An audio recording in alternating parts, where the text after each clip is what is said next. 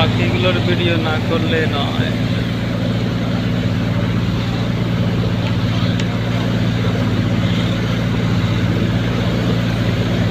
রে আমার হাত খাইব রে, আমার মোবাইল খাইব। I I I I I রে, মাথা বাড়ে বাড়ি খাইতেছে পাখি, এমন পাখি পাখি I I I I.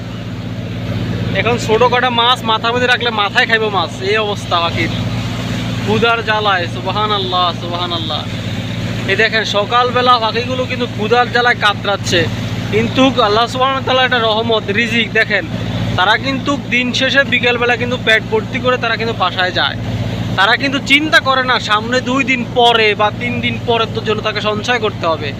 So রিজিক হচ্ছে এমনটাই, আমরা নিজেদেরও এমনভাবে সামনের জন্য, বছরের জন্য, দিনের জন্য চিন্তা করার কোনো দরকার নাই। আল্লাহ সুবহানাহু ওয়া তাআলা আমাদের জন্য সব ঠিক করবে, শুধু আল্লাহ তাআলার কাছে চাইতে হবে। আলহামদুলিল্লাহ।